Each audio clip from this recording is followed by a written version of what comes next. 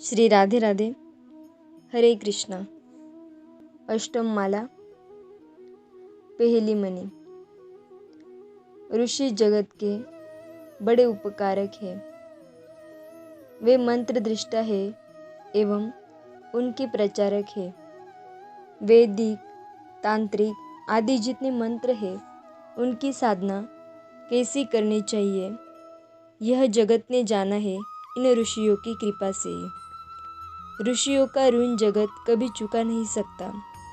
तमाम साधनों के प्रवर्तक ऋषि और तमाम साधनों में शक्ति देने वाले भी ऋषि है। दूसरी मणि।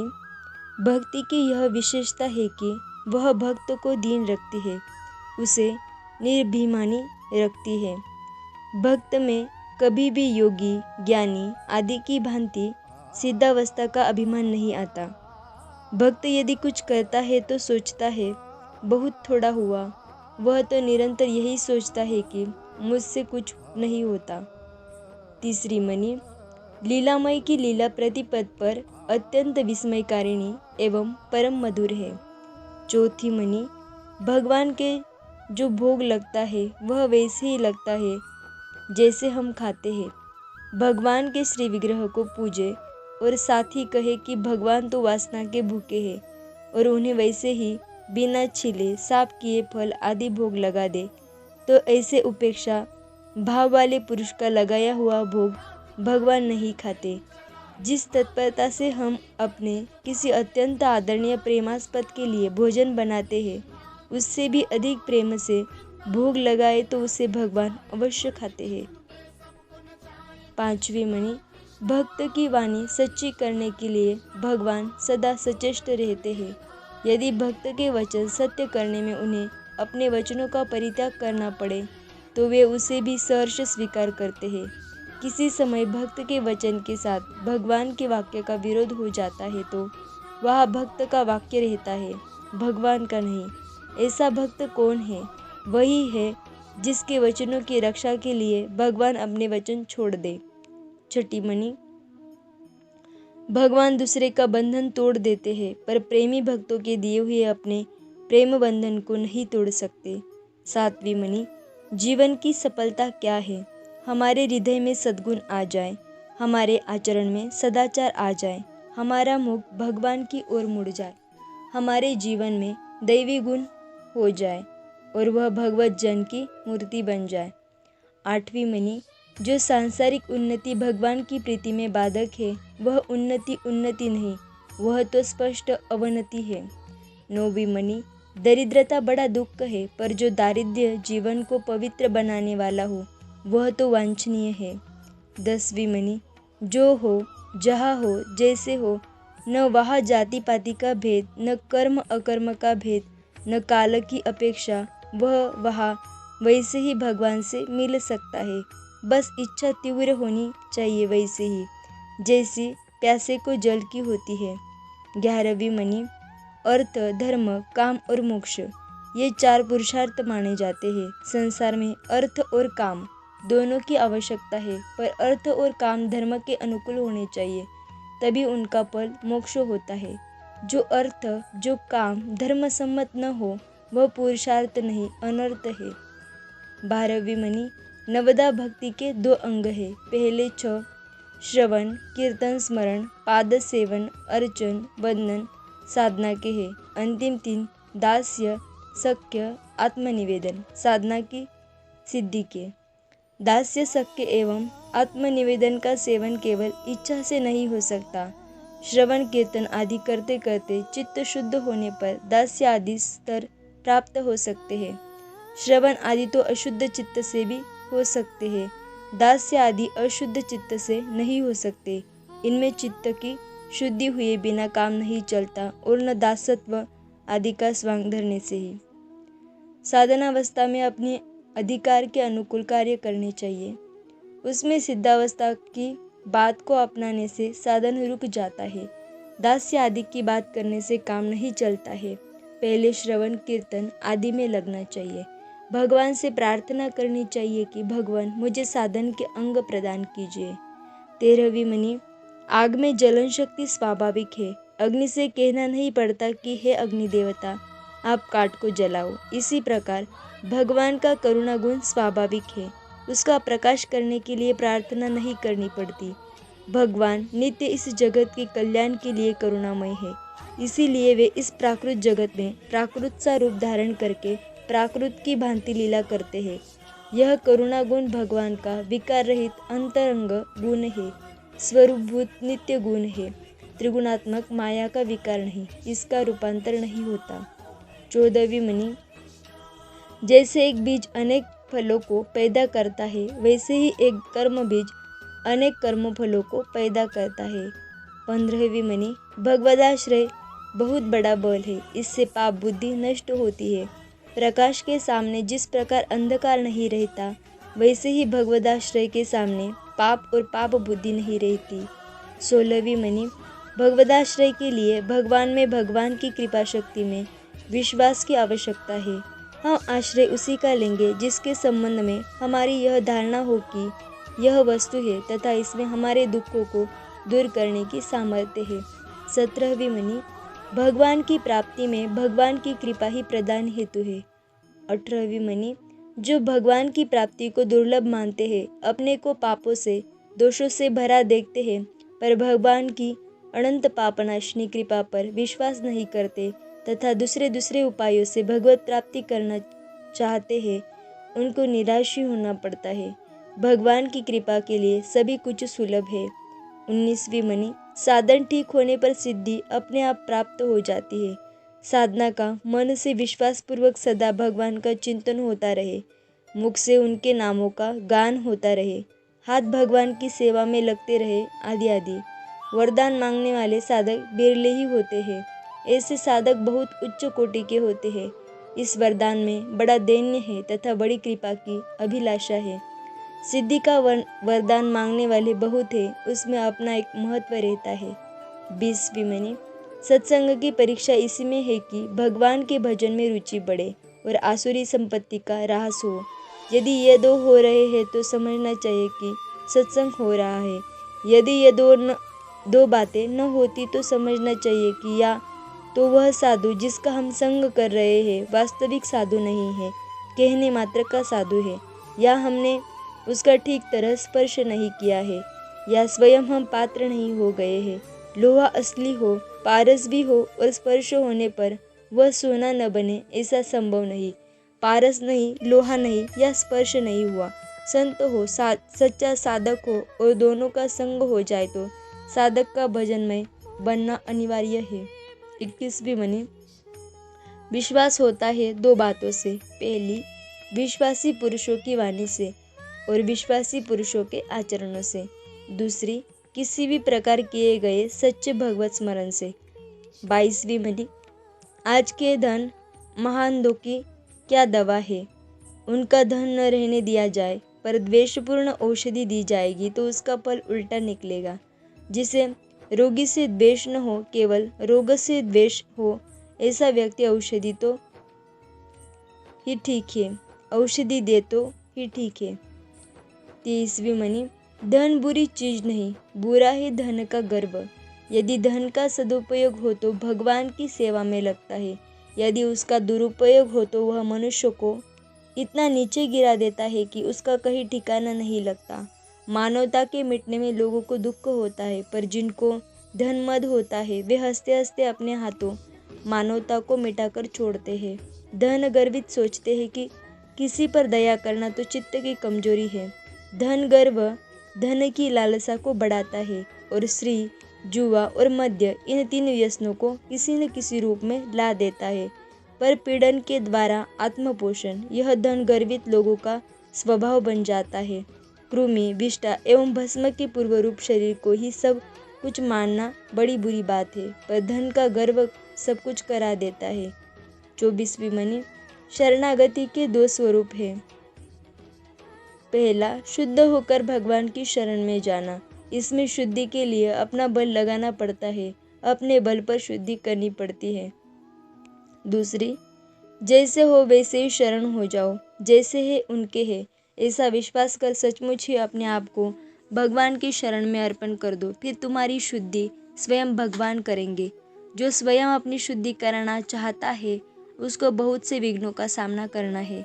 निश्चय भी नहीं कि शुद्धि हो ही जाए, और होगी भी तो बहुत समय लगेगा। जिसकी शुद्धि भगवान करते हैं उसमें कोई विघ्न नहीं आता, उसमें अशुद्धि का एक कण भी शेष नहीं रह सकता। शुद्धि शीघ्र होती है तथा शुद्धि निश्चित है। शुद्धि के जितने भी बाहरी साधन हैं सभी संदेह युक्त है। कभी कभी तो शुद्धि करने जाकर मनुष्य और भी अशुद्ध हो जाता है। भांति भांति के अभिमान मत मनुष्य को अभिभूत कर लेते हैं और वह समझता है कि वे शुद्ध हो गया। इसीलिए किसी भी बाहरी उपाय पर निर्भर न करके एकमात्र भगवान पर निर्भर हो जाओ। वास्तव में जो साधक अपने आप को भगवान को अर्पण करना चाहते हैं उनको यह देखने की आवश्यकता नहीं कि हम कैसे हैं, उन्हें तो देखना चाहिए कि भगवान कैसे हैं। हम पाप के पहाड़ हैं, पर भगवान अनेक पहाड़ों को अपने अंदर डुबा लेने वाले महासमुद्र है। 25वीं मणि। प्रश्न, जब सब कार्य भगवान की प्रेरणा से होते हैं तब कर्म का शुभाशुभ भोग क्यों मिलता है? उसका उत्तर यह है, जीवों को कर्म का दंड नहीं मिलता। जीव भगवान की प्रेरणा को भूलकर अपने आप कर्ता बन बैठते हैं। इस दुर्अभिमानता का ही उन्हें दंड मिलता है। भगवान ही सब कुछ करवाते हैं, यह भाव यथार्थ रूप से होने पर अशुभ रहता ही नहीं, और यदि शुभाशुभ रहे तो भी दायित्व भगवान का हो जाता है। कर्तापन होने पर ही कर्म बनता है और कर्म बनने पर ही कर्ता पर जिम्मेवारी आती है। 26वीं मणि। गुरु आचार्य वही है जो सच्चा रास्ता बतावे, जो अंधे की लकड़ी पकड़कर ठीक रास्ते पर लगा देवे। 27वीं मणि। शिष्य का अनुगमन करने वाले का बस इतना ही काम है कि वह अपनी लकड़ी गुरु के हाथ में पकड़वा दे। चलना वैसे ही होगा जैसे वह गुरु चलावेगा। चलना कैसे, किस किस मार्ग से, किस गति से, यह सब बातें वह सोचे जिसके हाथ में लकड़ी हो। पर सबसे कठिन काम यही लकड़ी सौंपना है। आजकल शिष्य अपनी लकड़ी खींचना चाहते हैं, चाहे उसके हाथ गुरु भी खींचे चले आए और गिर जाए। 28वीं मणि। गुरु का एक ही कर्तव्य है कि या तो वह किसी की लकड़ी पकड़े नहीं, यदि पकड़े तो जितना वह जानता है। यह आवश्यक नहीं कि गुरु सब जानने वाला हो। प्राइमरी का मास्टर पीएचडी नहीं होता, बस वह तो प्राइमरी को पढ़ा सके इतना ही पर्याप्त है। उतना शुद्ध नियत से शिष्य को समझा दे, सिखा दे। 29वीं मणि। जो कुछ सीखे उस पर अंधे की तरह परम श्रद्धा के साथ बढ़ चले। जब तक अपनी आंखें काम करती है तब तक वे गुरु की आंखों में दखल करती रहती है, पर अंधा होने के पहले कुछ कसौटी की आवश्यकता है।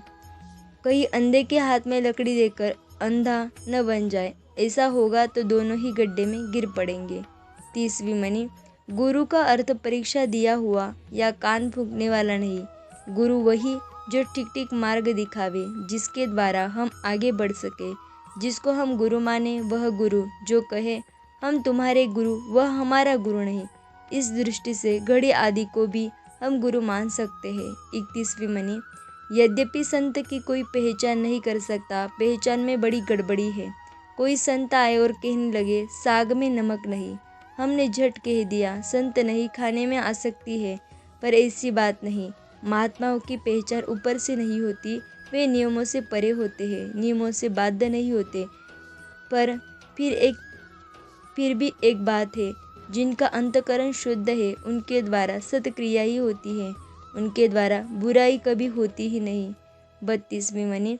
तीर्थ में तीर्थत्व देने वाले महात्मा होते हैं, भूमि को पावन बनाने वाले महात्मा होते हैं। 33वीं मणि।